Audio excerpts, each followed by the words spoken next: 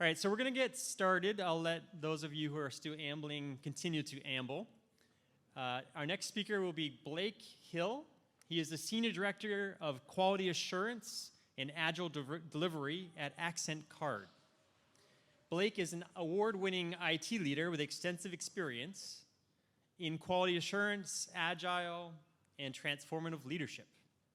He's currently serving as the title I just mentioned, where he has effectively led global teams to streamline processes, improve operational efficiency. And his expertise include developing and implementing QA strategies, agile transformation, and cross-functional collaboration, which has helped with driving some quality improvements. Without further ado, I'd love to hand it over to Blake. Join me in welcoming him. Thank you. Hello, everyone. Hope everybody is having a good morning. It's very nice to be here. Let me get this going here. All right. Hopefully we'll be able to, let me know if you guys can see that. All right. Does that look good? All right. All right. So you're probably wondering, why are we talking about this and what the heck does this even mean? Because I'm wondering myself. So I had to come up with something that kind of would encapsulate the things that I like to talk about. So basically all I'm going to do is I'm going to share with you guys some things that I've learned, in my own career, and that's what I'm going to try to do is just share some things. I wish I could tell you I had a great little formula that everybody could take back home and just, transform everything and make it perfect, right?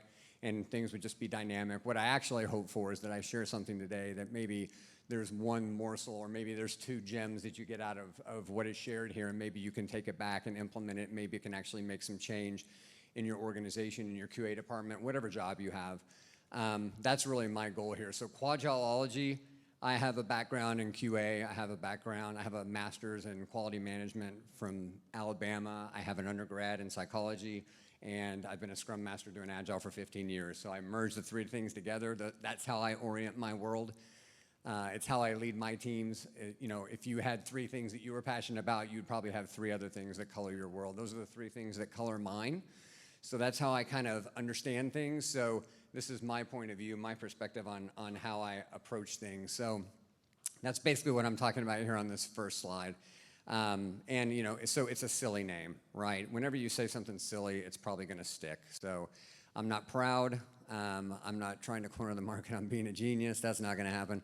But so QUAGILEOLOGY, three things that kind of go together. And again, this is just kind of how I view things. So the first thing that I wanted to touch on is having to do with the psychology of the QUAGILEOLOGY thing. And I think is, how many of you people here actually lead a team? Have anyone that reports to you in any capacity, or you lead projects?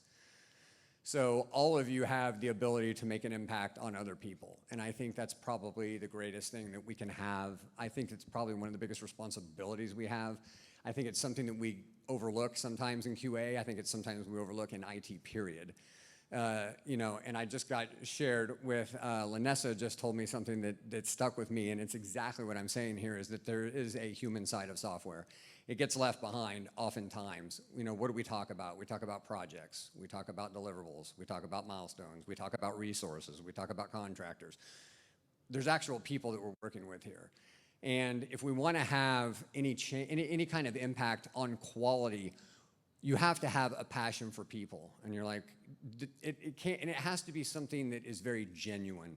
When you have a team or you meet with people, you talk with people, they're gonna know in 5 minutes if they actually believe what you're saying. They're gonna size you up in 5 minutes. I mean, they're gonna tell if you have a passion, they're gonna tell if you care, or are you just a manager? You're just pushing stuff down, just delegating things, you don't talk to them, your door is closed, whatever. So if you have a passion for people, you actually have a chance to make an impact on things. And the best way you can do that is by being transparent from a leadership position. That doesn't mean you have to tell them, oh, I think my boss is a jackass. You don't have to say that, or I disagree with my boss, or this is wrong, or whatever. What it is just being transparent, showing people about how you feel. I can give you a great example. We have a new CEO at my company. And on the very first day that she came in, she had a meeting. She turned on her Zoom camera. It wasn't pre-recorded. It wasn't pre-scripted. She got on there, talked to the entire company of 33,000 people, and she just shared some things. She shared things about her family.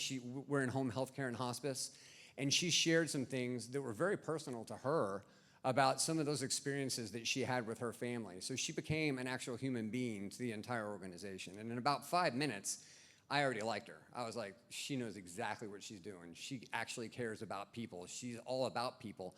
And you could tell that in 5 minutes of talking to her. And here we are 9 months later that she's been leading the organization. The organization has never done better than it's done in the last 3.5 years that I've been there. We've never done as well as we're doing right now, and it all happens at the top. It happens with leadership. She set the example about showing that she had a passion for people. She was being transparent. When you're transparent, you build trust. People actually believe you when you're transparent, because people know inevitably anyway if you're probably not telling the truth. They know. You might think they don't know. They're just telling you that they don't know, but they really know that you're not being transparent. It's pretty obvious, and I think it's super important, you know, at a lot of companies, I talk to people and they're like, you know, yeah, we're implementing that we have to have one-on-ones with people. And I'm just thinking, that's a pretty low bar that we're having to implement one-on-ones with people. I mean, if you're a manager and someone's having to implement that you're having a one-on-one with someone, I mean, I don't know, I'd have to, why are you in management? I mean, it's about the people. Sometimes people ask, you know, why did you go into management? Well, I have a passion for people. You know, if you put your people first, they'll take care of your projects. And I get asked sometimes, like, how do you manage your projects? I don't manage projects. I manage my team, and I don't hopefully manage them. Hopefully I work for my team, and they take care of the projects. And when they take care of the projects, everything works seamlessly because they're empowered and, you know, we're transparent. I've tried to build that trust for them. There are statistics, and I won't reference what it was, but seven months to build trust in a team. It takes 7 months to build a trust. To where, so I think that, and we'll come back to this point in a minute, but 7 months is a long time if you think about that. It's really, I mean, that's working with someone, you know, 5 days a week, you know, so that's, if you think about that, that's a lot of days to actually where a team can get together and build trust. And it's not easy to do because people are messy, you know, we're emotional, you know, we can make bad decisions, we can do things, but people are messy. I had a pastor one time tell me, this will probably be the one thing you remember of anything I say today, is he said, where there's people, there's poop.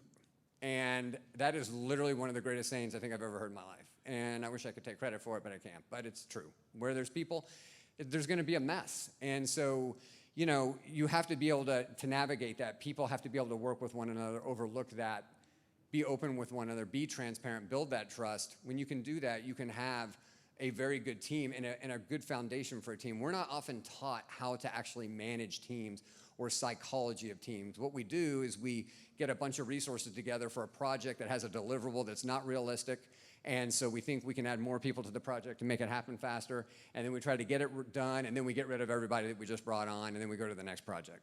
So does anyone ever had that happen? Anyone? Like all the time? Yeah. So you don't have to raise your hands. This is probably being recorded. You don't want your bosses to see that you're raising your hand, so I understand. So yeah, I think that's just super important is that if you think about it, the Los Angeles Lakers, they go every year and they try to buy all the best free agents and win a championship, and they haven't done that in a while, and I freaking love it. I think that's awesome.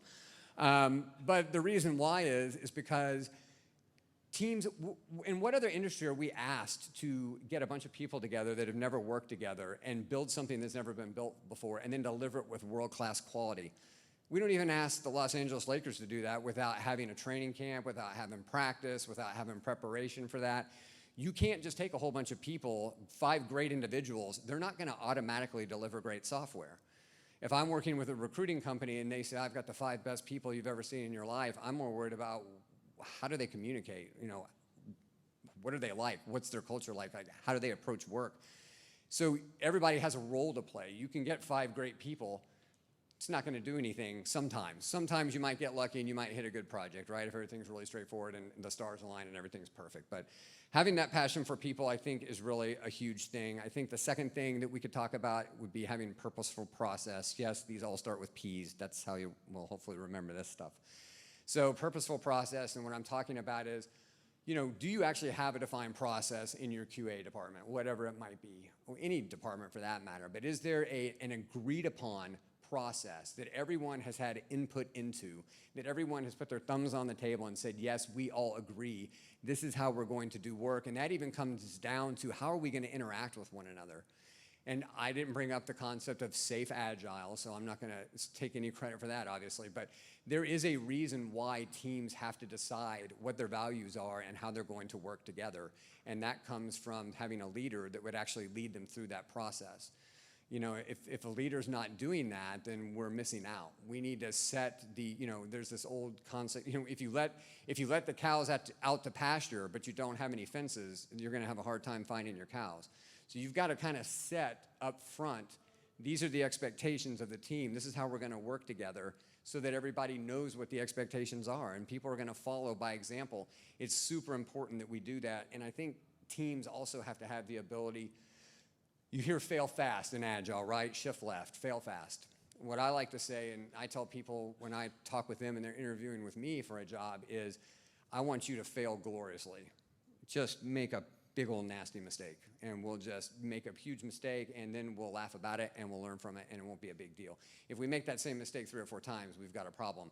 But the point being is, you can't be successful without making mistakes. I mean, this is common sense. I'm not telling you anything you don't know, but I just tell my team, fail gloriously. If you're gonna make a mistake, make a big mistake, and you know what? It's okay. It's not a big deal. It's not the end of the world. Even if I had someone on my team one time drop a database in production, and we just sat there and we're watching records just disappear, and it wouldn't stop, and we couldn't get it to stop. And you know, we recovered from it. I'm sure you guys all have a story like that. We were able to get it back from tape. That tells you how old I am. And we were able to restore the database. So there's nothing that you can't recover from.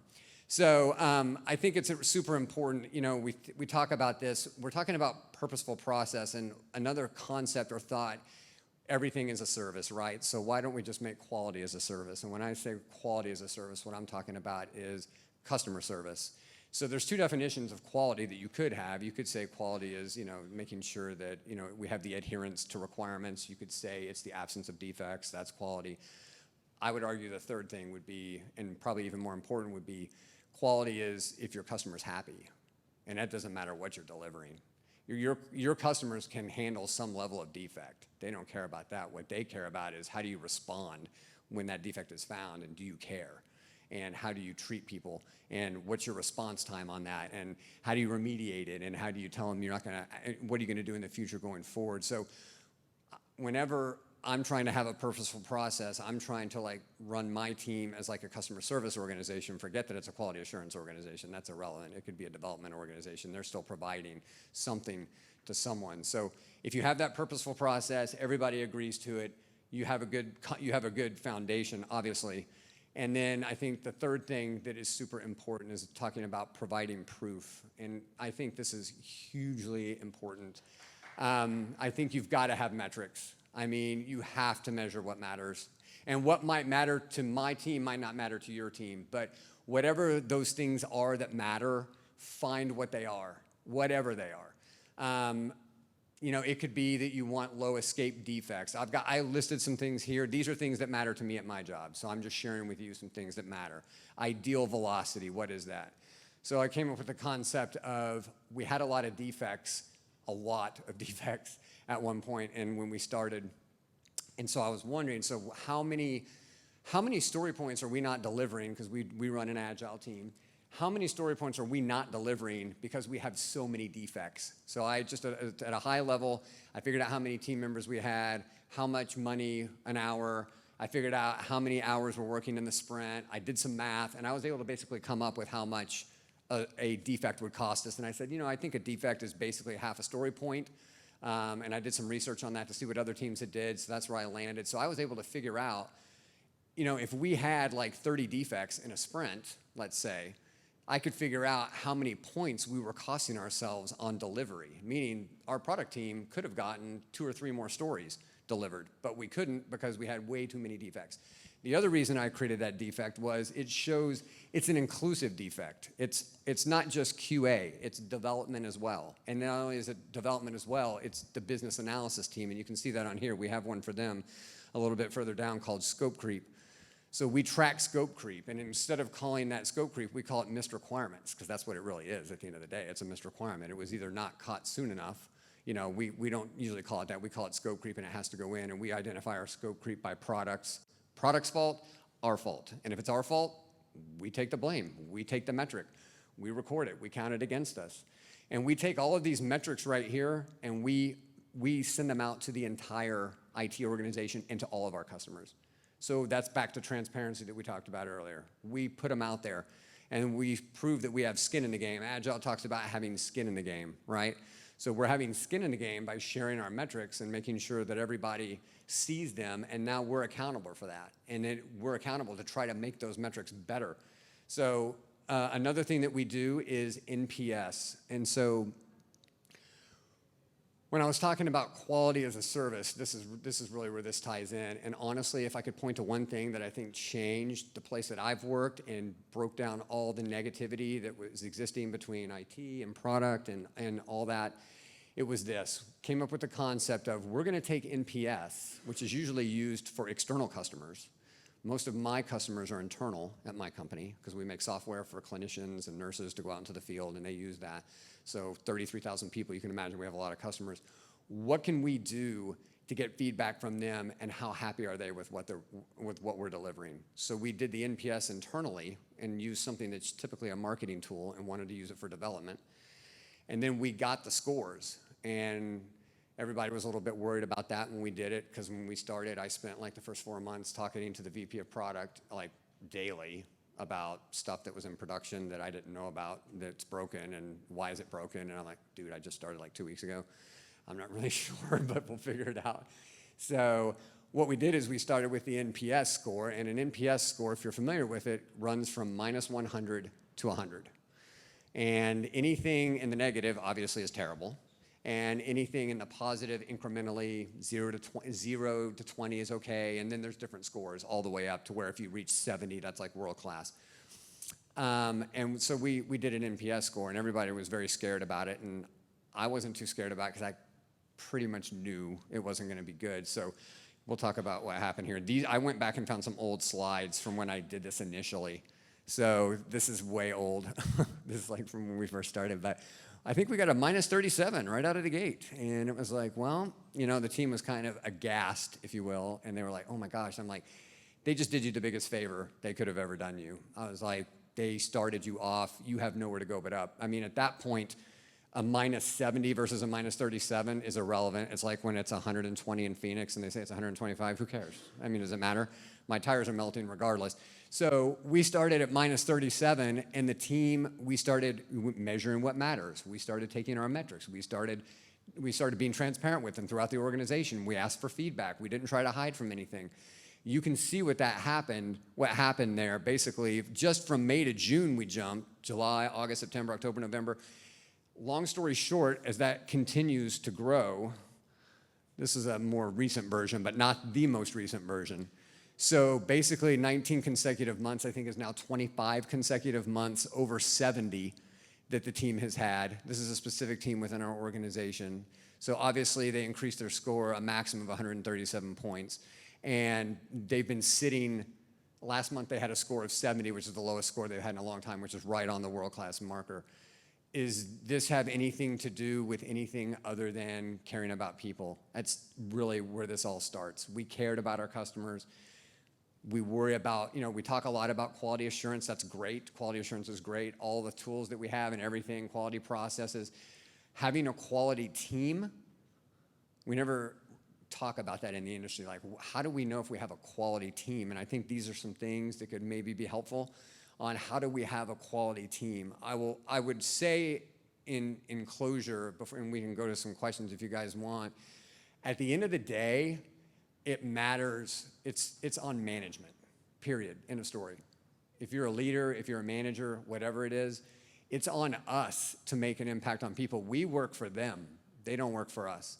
And if you take the time and you work for your people and they feel like you care about them and you're invested in them, you have a plan for them and everything, they will move mountains. They will move these kind of mountains. I didn't do any of that. My team did that. My team did all of that work. They became self-managing, which is the goal, because they were empowered to go. They agreed upon how they were going to work. They were trusted.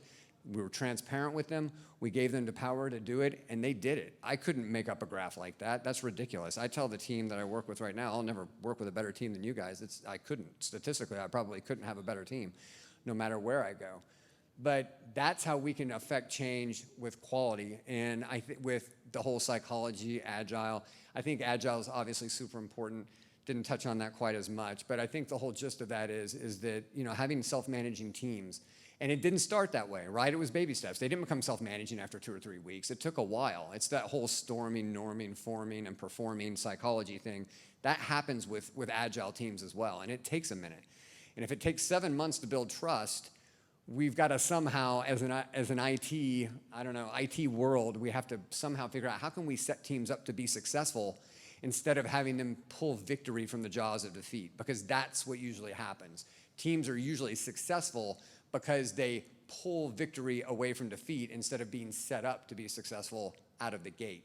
So hopefully these are some things that might be helpful, you know, to anybody in the room. And I think I talked with Anna, and she said that these, if you guys want this slide or whatever, you know, I'd be more than happy to share it in the future.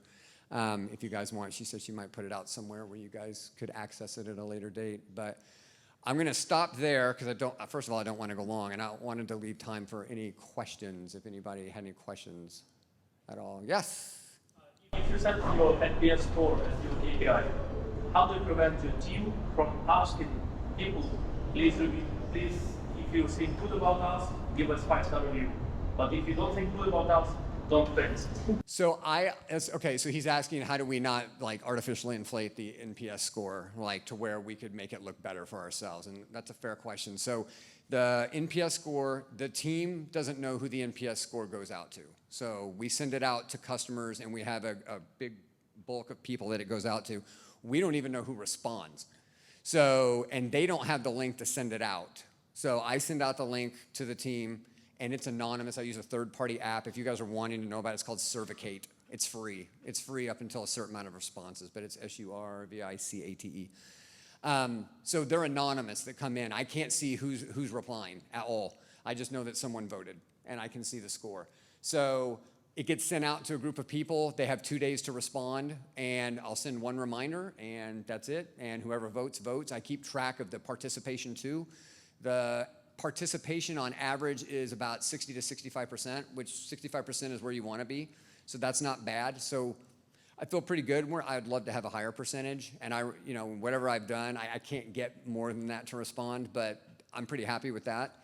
But I guess there could be a way to game the system if they knew who it was going to, and they said, hey, if you get it, could you vote this way? But you can't vote more than once from the same machine, that kind of thing. So I can't tell you 1,000%, but I think we've done this long enough over 3 years that I can tell that if people were trying to game the system, I don't know. I don't think it would.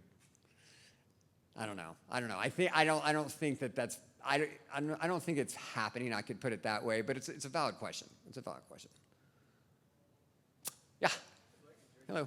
Hey, Jerry. Hey, what are your thoughts on the role that hiring plays in building the kind of teams you're talking about? I think the people that you hire is everything.